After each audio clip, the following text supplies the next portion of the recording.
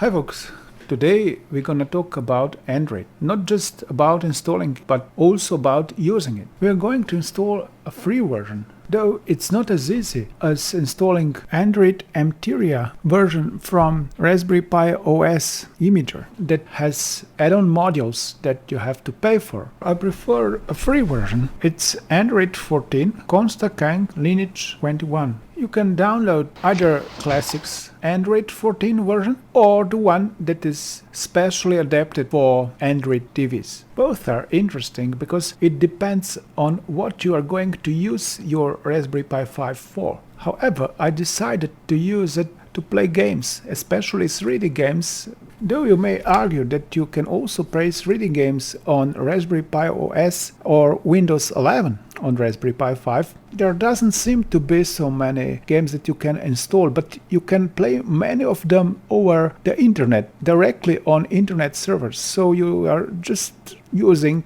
your browser instead of running a game directly from your computer. Running a game from your computer has many advantages, especially when access to the internet is very expensive or very slow, because you have to wait for the game to load from a server each time you want to play it. But if you pre-install a game on Android, then it always takes the same amount of time to load it from your SD card or any kind of other data drive, especially from SSD drive. This is usually a number of times faster. So let's begin with installing Android 14 on Raspberry Pi 5. It is important to know that Android is not just the operating system, because you can take the operating system image, you can install it to any SD card or another data drive, and you can run Android from it. But if you are lacking Google Apps, then it would be very hard for you to install most of the applications, because the best ones are actually only available through Google Store. However, Google has lately upgraded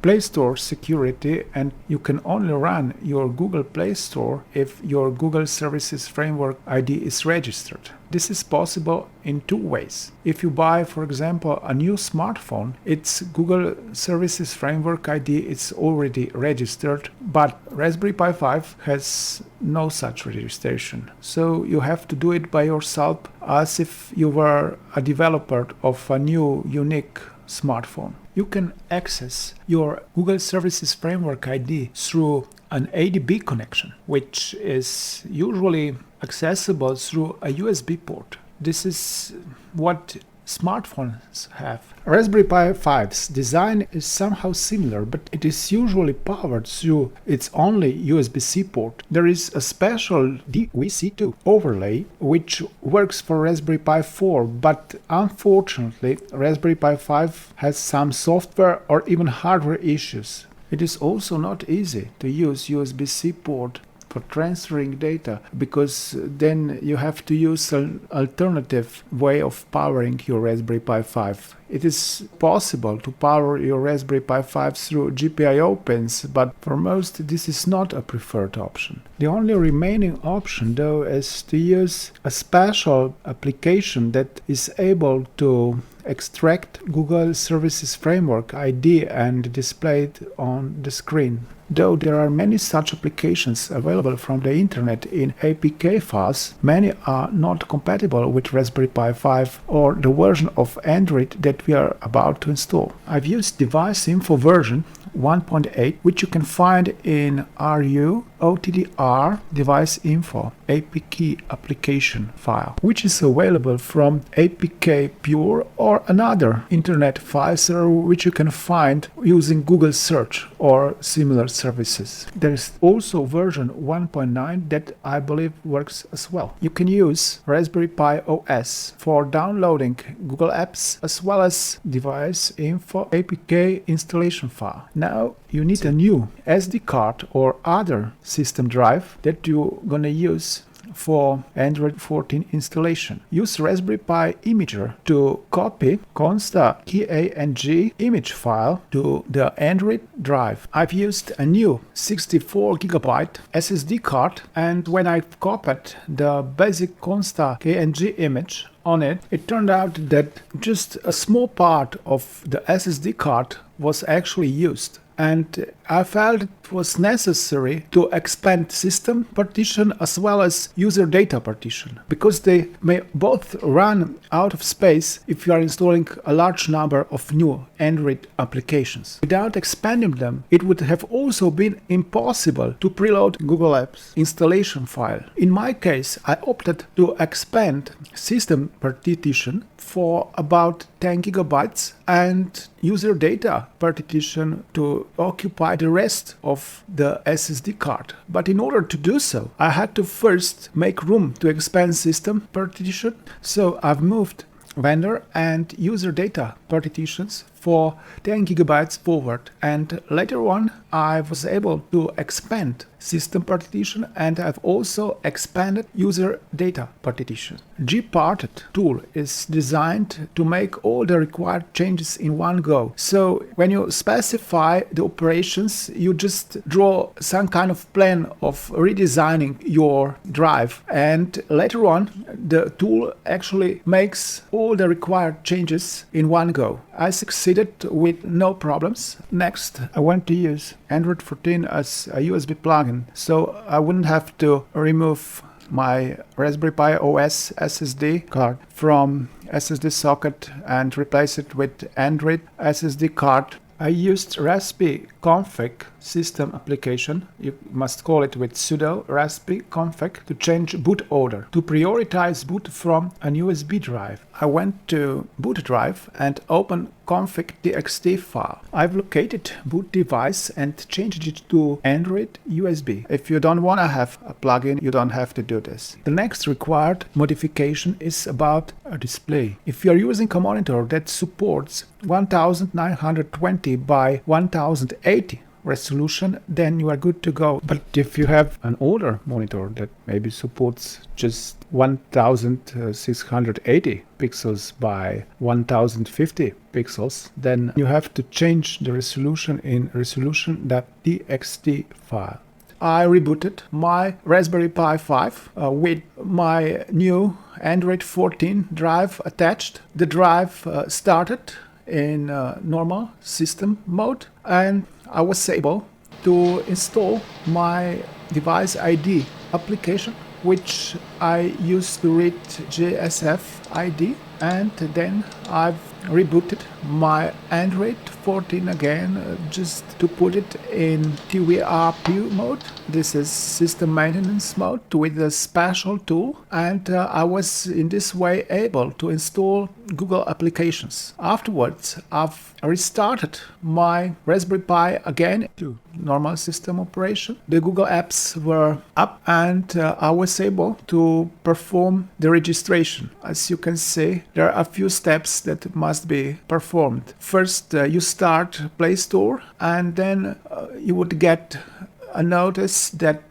Play Store is unable to run because your services frame is not registered. But you have a link for the developers where you can make your registration by entering GSF ID number that you've obtained with your device ID tool, and you start the registration procedure. You have to wait about 10 or 15 minutes before Google servers validate your registration and you are able to access Google Play Store. But there are a few tricks that I would also like to share with you, because they are important when you are preloading files, or if you want to access your Android drive offline, for example with Raspberry Pi OS. Because Google Chrome or other web browser is not available with Consta KNG version of Android 14 image, you have to download it from Play Store. But until you manage to enable your Play Store operation, the only option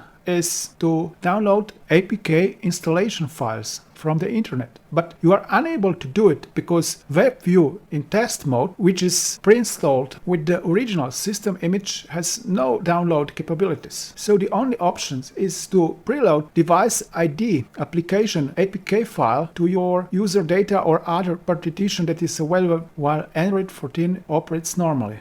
You might also need to make changes to the boot partition files. Sometimes boot partition would not be accessible with Raspberry Pi OS. It would have always be accessible with Windows with classic PCs. When boot partition is not available in Raspberry Pi OS, open a terminal window, browse to media, admin or other username that you're currently using. Create a directory that you're gonna be using to mount your boot partition. For example, Android 14 boot. And then use mount command to mount the boot partition. The boot partition has usually to be manually mounted within Raspberry Pi OS. There are also other partitions like user data partition, which are only partially locked. So they have certain folders that are not accessible without root access. You can gain root access by opening a terminal window and entering command sudo -s. So this one would be able to in fact access all the data. So if you go to media, admin and so on, and then you go to user data partition and you open media, and then you select, for example, 0, which is the internal disk, and user disk, and you can see that actually all the files are there. If you're looking for the contents of downloads or whatever you need, videos, movies, everything is there. But you have to browse there, and then you have to use cp or copy command to copy these contents under a root authority to another drive. What about using Android?